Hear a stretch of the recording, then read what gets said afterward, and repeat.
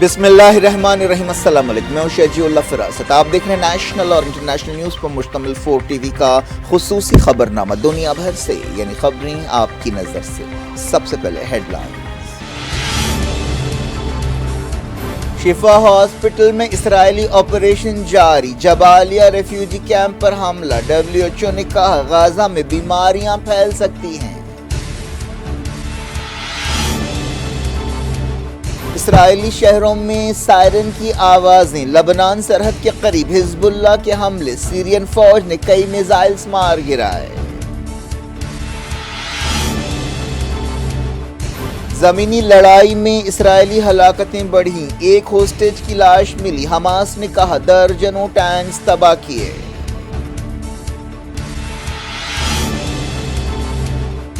اسرائیل نے غزہ میں روزانہ 2 فیول ٹرکس لانے کی اجازت دی، ٹیلی کام کمپنیوں نے کہا سروس روک رہے ہیں۔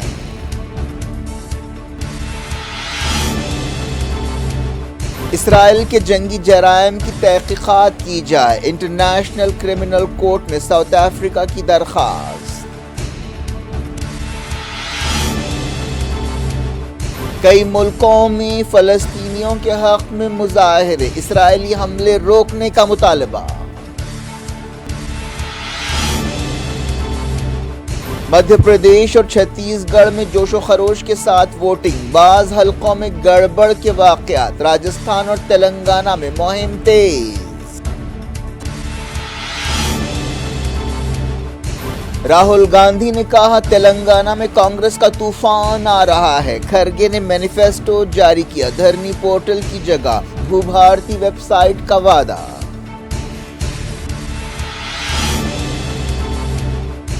جموں کشمیر کے کلگام میں انکاؤنٹر، لشکر طیبہ کے 5 ملیٹنٹس ہلاک۔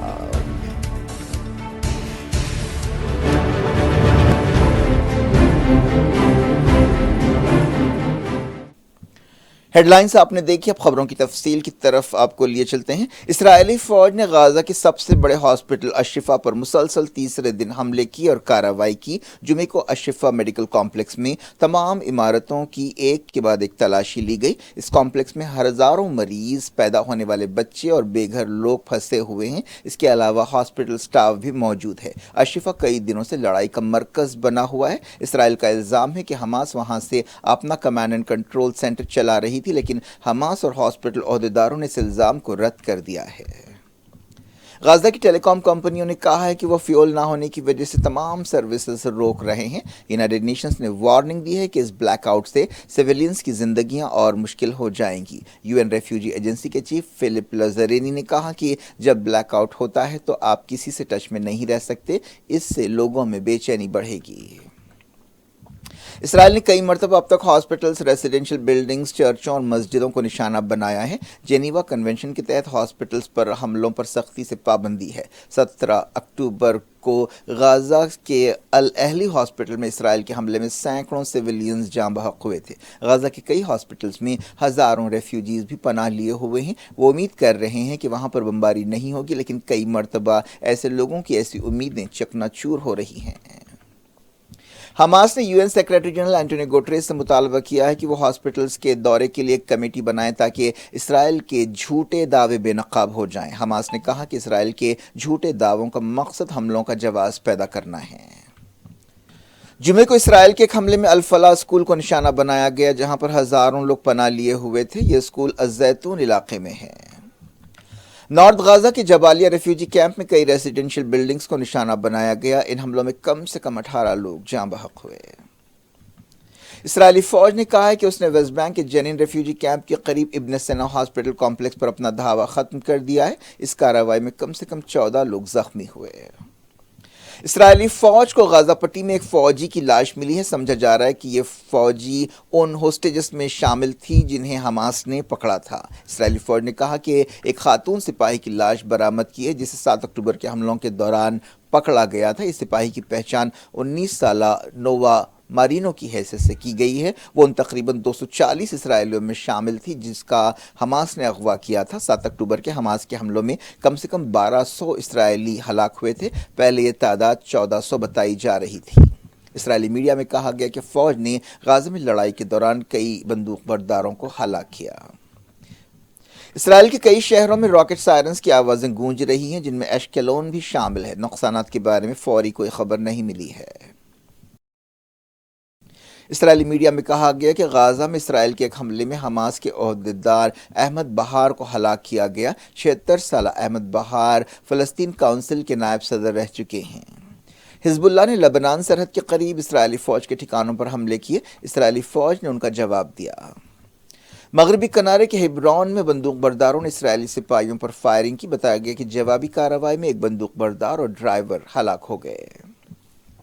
WHO نے غزہ میں بیماریاں پھیلنے کے اندیشے ظاہر کیے ہیں۔ WHO کے نمائندے ریچرڈ پیپرکارن نے کہا کہ ہمیں سردی کے موسم میں بیماریاں پھیلنے کا ڈر ہے۔ انہوں نے کہا کہ اب تک ڈائریا کے 44,000 اور سانس کے انفیکشن کے 70,000 سے زیادہ کیسز سامنے آئے ہیں۔ اسرائیل 7 اکتوبر سے مسلسل غزہ میں حملے کر رہا ہے۔ اسرائیلی میڈیا میں کہا گیا کہ اسرائیل نے غزہ میں روزانہ 2 فیول ٹرکس پہنچانے کی اجازت دی ہے۔ یونائیٹڈ نیشنز نے کہا ہے کہ فیول کی کمی کی وجہ سے غزہ میں انسانی مدد ایک بار پھر روک دی گئی۔ 7 اکتوبر کے بعد سے اسرائیل کے حملوں میں 11,500 سے زیادہ فلسطینی جاں بحق ہوئے ہیں، جن میں کم سے کم 4,700 بچے ہیں۔ حماس کی فوجی شاخ نے کہا ہے کہ اس نے غزہ میں اسرائیلی فوج کے مزید 21 ٹینکس اور فوجی گاڑیوں کو تباہ کر دیا۔ القسام بریگیڈ نے یہ بات بتائی۔ فلسطین انفارمیشن سینٹر نے القسام کے حوالے سے کہا کہ اس نے ایک مکان کو نشانہ بنایا جہاں پر قابض فوجی چھپے ہوئے تھے۔ اس کارروائی میں کئی فوجی ہلاک اور زخمی ہوئے۔ ایک رپورٹ میں کہا گیا کہ القسام فائٹرز نے 5 فوجی گاڑیوں کو نشانہ بنایا جنہوں نے دراندازی کی تھی۔ ان گاڑیوں کو الیاسین میزائل سے نشانہ بنایا گیا۔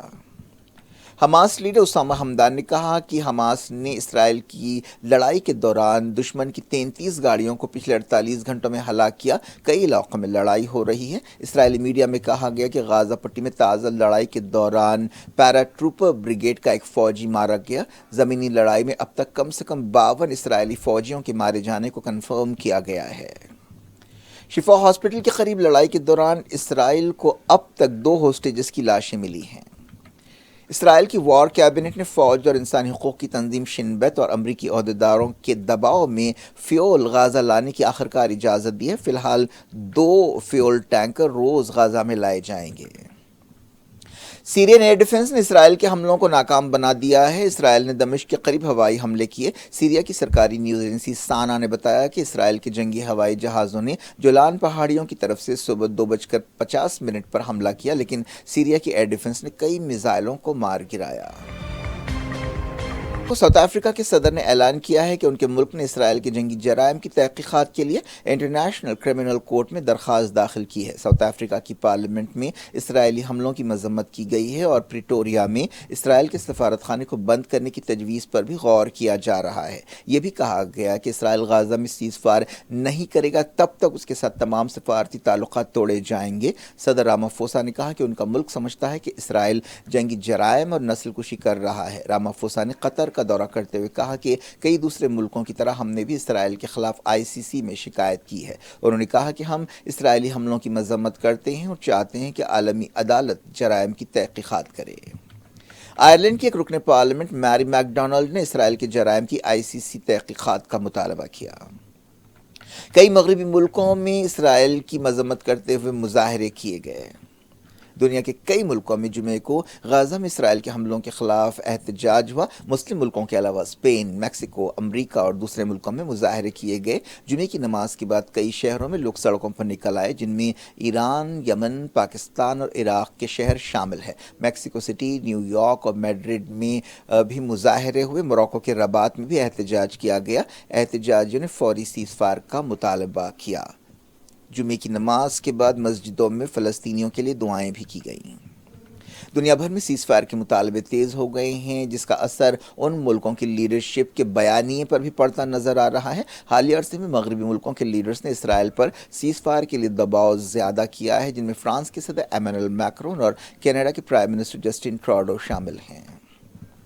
ایران نے کہا کہ غزہ میں بحران کے لیے امریکہ ذمہ دار ہے۔ ایرانی وزیر خارجہ حسین عامر عبداللہیان نے یہ بات کہی۔ سوئٹزرلینڈ کے 3 دن کے دورے کے بعد جنیوا ایئرپورٹ سے تہران روانہ ہونے سے پہلے انہوں نے یہ بات کہی۔ انہوں نے اس دورے کے دوران کئی ملکوں کے وزیروں سے ملاقات کی۔ انہوں نے کہا کہ امریکہ کی دخل اندازیوں کی وجہ سے مڈل ایسٹ کی صورتحال پیچیدہ ہو رہی ہے۔ تہران میں علماء نے احتجاجی جلسوں اور جمعے کے خطبوں سے خطاب کرتے ہوئے کہا کہ اسرائیل مڈل ایسٹ اور دنیا کے کئی مسائل کی وجہ ہے۔ امام جمعہ نے کہا کہ 40 سے زیادہ دن گزر چکے ہیں، غزہ میں اسرائیل کے جرائم جاری ہیں لیکن دنیا سو رہی ہے۔ فلسطین اسلام کا حصہ ہے، غزہ فلسطین کا حصہ ہے۔ اب کچھ دوسری خبریں۔ ہریانہ کے نو میں ایک مسجد کے قریب نامعلوم لوگوں نے پتھراؤ کیا۔ اس واقعے میں 8 عورتیں زخمی ہوئیں۔ یہ واقعہ جمعرات کی شب پیش آیا۔ بتایا گیا کہ یہ عورتیں پوجا کے لیے جا رہی تھیں۔ مسجد کے قریب ٹھہرے ہوئے بعض لوگوں نے پتھراؤ کیا۔ نو میں کچھ مہینے پہلے فرقے وارانہ تناؤ پیدا ہوا تھا اور جھڑپوں میں کم سے کم 6 لوگ ہلاک ہوئے تھے۔ مدھیہ پردیش میں تمام اسمبلی سیٹوں اور چھتیس گڑھ کی 70 سیٹوں کے لیے جمعے کو ووٹ ڈالے گئے۔ مدھیہ پردیش میں گڑبڑ کے بعض واقعات پیش آئے۔ مہگاؤں میں فائرنگ ہوئی جبکہ دماری میں پتھراؤ کیا گیا۔ الیکشن کمیشن کے عہدیداروں نے بتایا کہ 72% سے زیادہ پولنگ ہوئی ہے۔ مدھیہ پردیش میں 230 اسمبلی سیٹوں کے لیے 2533 امیدوار میدان میں ہیں۔ اہم امیدواروں میں چیف منسٹر شیوراج سنگھ چوہان، سابق چیف منسٹر کمل ناتھ شامل ہیں۔ اس سے پہلے چھتیس گڑھ میں 20 سیٹوں پر ووٹ ڈالے گئے تھے۔ ان الیکشنز میں بی جے پی اور کانگریس کے درمیان سخت مقابلہ ہے۔ دونوں پارٹیوں نے مہم کے دوران ایڑی چوٹی کا زور لگا دیا۔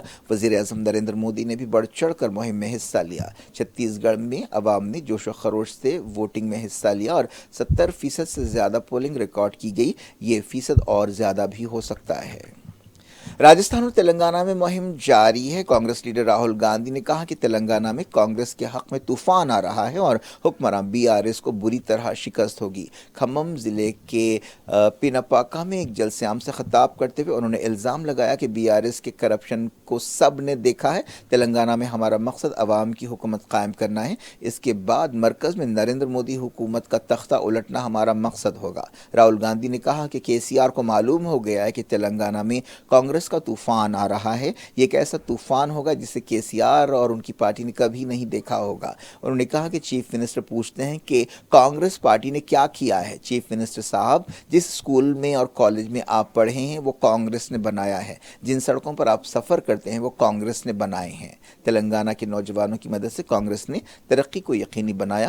کانگریس نے ہی تلنگانہ ریاست بنائی اور حیدرآباد کو دنیا کا IT کیپٹل بنایا۔ راہل گاندھی نے کہا کہ لڑائی ان الیکشنز میں درہ اور پرجا کے بیچ ہے۔ کانگریس پارٹی نے تلنگانہ کے لیے اپنا مینیفیسٹو جاری کیا۔ کانگریس نے کہا کہ دھرنی پورٹل کی جگہ بھوبھارتی ویب سائٹ شروع کی جائے گی۔ کئی دیہاتوں میں دھرنی پورٹل کے بارے میں شکایتیں سامنے آئی ہیں اور یہ ایک الیکشن مسئلہ بھی بنتا دکھ رہا ہے۔ AICC صدر ملکارجن کھڑگے نے حیدرآباد میں پارٹی مینیفیسٹو جاری کیا۔ اس منشور میں سماج کے تمام طبقات کے لیے کئی سہولتوں کا اعلان کیا گیا۔ ملکارجن کھڑگے نے اس موقع پر کہا کہ پارٹی تلنگانہ کے عوام کو سماجی انصاف دے گی، انہیں معاشی اعتبار سے با اختیار بنائے گی۔ اس دوران TRS نے کانگریس کے منشور پر تنقید کی ہے۔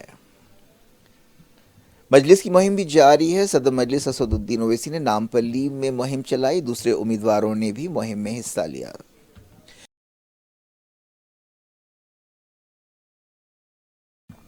جموں کشمیر کے کلگام میں ایک انکاؤنٹر میں 5 ملیٹنٹس ہلاک ہو گئے۔ بتایا گیا کہ کلگام کے علاقے ساموئی میں حفاظتی دستوں اور ملیٹنٹس کے بیچ جھڑپ ہوئی۔ مارے گئے ملیٹنٹس کا تعلق لشکر طیبہ سے بتایا گیا ہے۔ پولیس، فوج اور CRPF نے مل کر یہ آپریشن کیا۔ آخری خبریں ملنے تک تلاشی آپریشن جاری تھی۔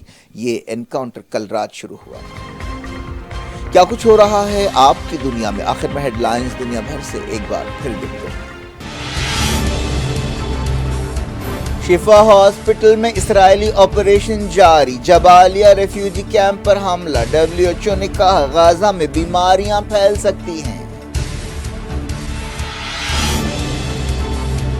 اسرائیلی شہروں میں سائرن کی آوازیں۔ لبنان سرحد کے قریب حزب اللہ کے حملے۔ سیرین فوج نے کئی میزائلز مار گرائے۔ زمینی لڑائی میں اسرائیلی ہلاکتیں بڑھیں۔ ایک ہوسٹیج کی لاش ملی۔ حماس نے کہا درجنوں ٹینکس تباہ کیے۔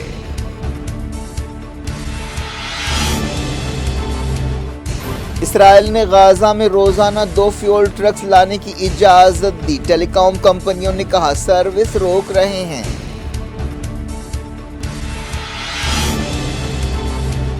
اسرائیل کے جنگی جرائم کی تحقیقات کی جائے، انٹرنیشنل کرمنل کورٹ میں ساؤتھ افریقہ کی درخواست۔ کئی ملکوں میں فلسطینیوں کے حق میں مظاہرے، اسرائیلی حملے روکنے کا مطالبہ۔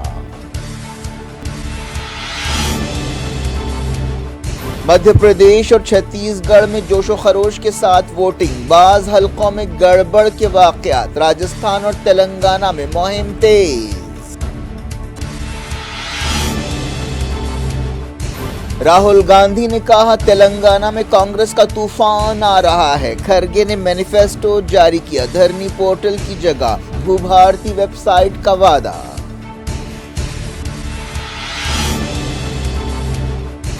جموں کشمیر کے کلگام میں انکاؤنٹر، لشکر طیبہ کے 5 ملیٹنٹس ہلاک۔